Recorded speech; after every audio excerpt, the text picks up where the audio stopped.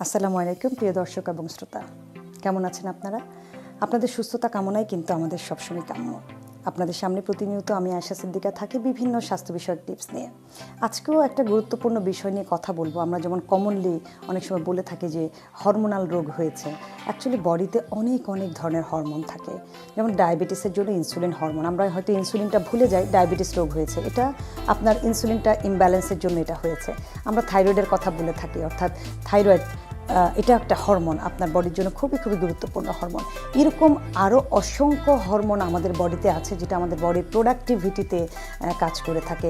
সেরকম একটা গুরুত্বপূর্ণ হরমোন যেটা পুরুষদের হরমোন থাকে, সেটাকে বলা হয় টেস্টোস্টেরন হরমোন। যেই হরমোনটা দিয়ে একজন পুরুষের ক্ষমতা নির্ণয় করা হয়, একজন পুরুষের বন্ধ্যাত্ব ভুগছেন কিনা সেটাও কিন্তু নির্ণয় করা হয়। অর্থাৎ পুরুষের এই টেস্টোস্টেরন হরমোনটা যদি কম থাকে, অটোমেটিক্যালি কিন্তু তিনি পুরুষত্বহীনতায় ভুগবেন। আসলে কেউই কিন্তু পুরুষত্বহীনতায় ভুগতে চান না। হয়তো সামাজিক অনেক কারণেই অনেক পুরুষ হয়তো এই বিষয়টা কারোর সাথে আলাপও করতে পারছেন না, কথা বলতে পারছেন না, প্রপারলি তিনি ট্রিটমেন্টেও যেতে পারছেন না যে আসলে উনি কোথায় যাবেন। সাধারণত এই ধরনের সমস্যা যখন আমরা ভুগে থাকি, যেমন টেস্টোস্টেরন হয়তো অনেকের নামটাও বুঝতে পারছে না এটা কী হরমোন। এটাই পুরুষের যৌন হরমোন, অর্থাৎ এই হরমোনের যদি কমে যায় তখনই কিন্তু তিনি যৌনভাবে অক্ষম হয়ে যাবেন। এই হরমোনটা তার শরীরে যত বেশি থাকবে তত বেশি তিনি যৌন ক্ষমতা সম্পন্ন হবেন, এবং এটি খুবই গুরুত্বপূর্ণ। এই হরমোনটা শুধুমাত্র যে যৌন ক্ষমতা বৃদ্ধি করে তা কিন্তু নয়। একজন পুরুষের স্ট্রেস ম্যানেজমেন্ট, দুর্বলতা, চুল পড়ে যাওয়া, মানে অনেক কিছুর সাথে আসলে এই হরমোনটা জড়িত আছে।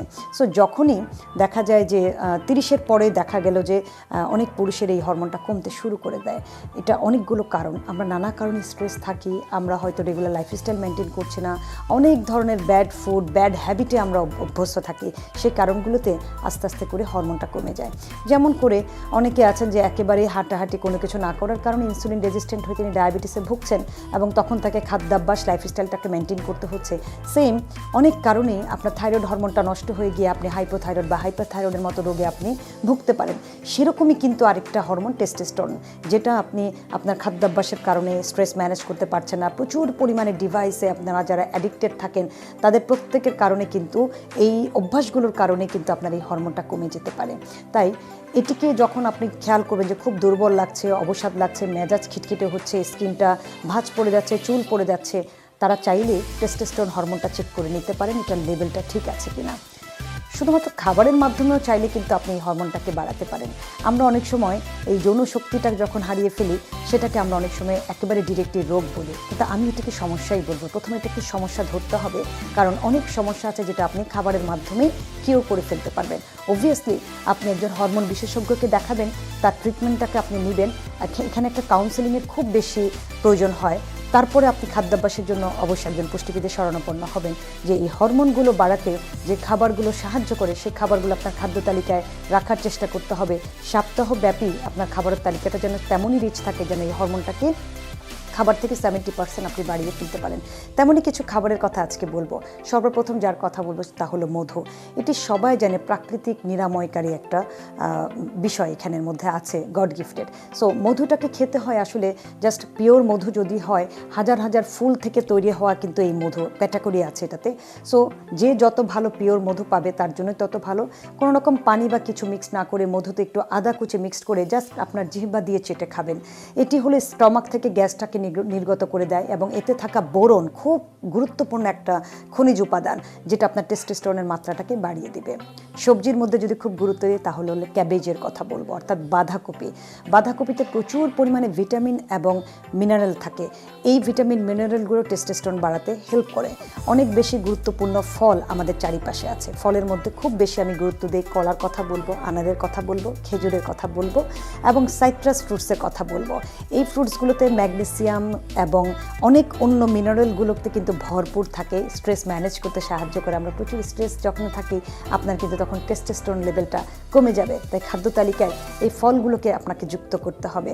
যেমন কলা আপনার ব্রেকফাস্ট বা মিড স্ন্যাক্সে কিন্তু চাইলে আপনি রাখতে পারেন। প্রচুর পরিমাণে পটাশিয়াম, ম্যাগনেসিয়ামের সমারোহ থাকে কলাতে, এবং অন্য মাল্টিমিনারেলসও থাকে।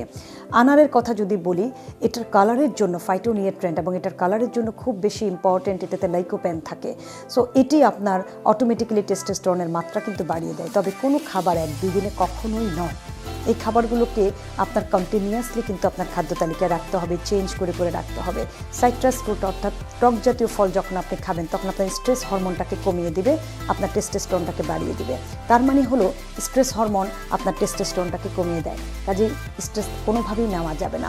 সেরকম স্ট্রেস ম্যানেজমেন্টের জন্য আরও কিছু ভালো প্রোটিন আছে, যেমন ডিম। সকালের ব্রেকফাস্টে 1 থেকে 2 ডিম হতে পারে আপনার উৎকৃষ্ট ব্রেকফাস্টের উদাহরণ, কারণ একটা ডিম আপনি বয়েল করে খান, আরেকটা ডিম আপনি পোচ করে ঘি বা বাটার দিয়ে খেতে পারেন। কারণ ডিমে থাকা ওমেগা-3 অর্থাৎ স্যাচুরেটেড ফ্যাট থাকে, ওমেগা-3 থাকে, ভিটামিন B6, B9, B12 এর মতো খুব গুরুত্বপূর্ণ ভিটামিনগুলো থাকে যেটা আপনার নার্ভকে অ্যাক্টিভ করে, জিঙ্ক থাকে। শুধুমাত্র ডিম থেকে আপনি অনেকগুলো মাল্টিভিটামিন এবং মিনারেলস প্লাস গুড ফ্যাট এবং গুড প্রোটিন আপনি পেয়ে গেলেন, যেটা আপনার টেস্টোস্টেরনটাকে তৈরি করতে সাহায্য করে। সেজন্য খাবারের তালিকায় প্রতিদিন 2 থেকে 3টি ডিম কিন্তু আপনি চাইলেই রাখতে পারেন।